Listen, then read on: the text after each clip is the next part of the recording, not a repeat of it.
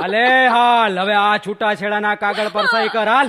ના, હું સહી નહીં કરું. તો હું તને જાનથી મારી નાખીશ. ખોડિયાર માના ત્રિશુળના કોપથી બીજો રાજપરે બિરાજતા હે ખોડલમાં તમારી ભક્ત કરગરે છે. વારે આવો માં, વારે આવો. બોલાવ તારા માતાજીને, અમે નથી બીતા. બા, ભાઈ, હા આ ચંડાલ એમ નહીં માને. હું ઘાસલેટ લેતી આવું. જા લેતી આવ. કેતકી, સહી કરવામાં તારી ભલાઈ છે હો. હાલ જોઈ કર સહી. મરી જઈશ પણ છૂટાછેડાના કાગળિયામાં સહી નહીં કરું. બાપુજી આવતા જ હશે. ચિંતનિયા, તારો બાપ આવે ઈ પેલા કામણગારીને ગરક કરી દે. હા આજે તો ફેસલો થઈ જાય, આ પાર કે પેલે પાર. લે લે લે આ ઘાસલેટ.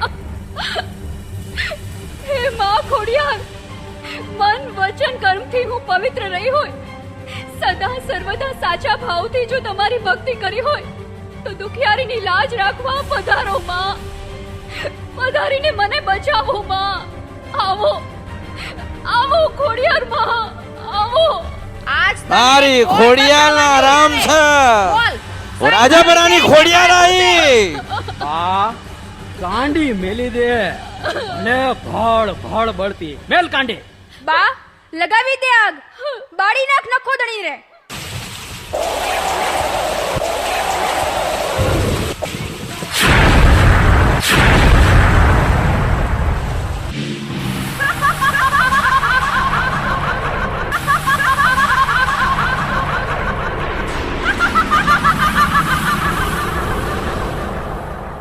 સમયાંતરે ભક્તોની રક્ષા કરવા મેં વિવિધ સ્વરૂપ ધારણ કર્યા છે.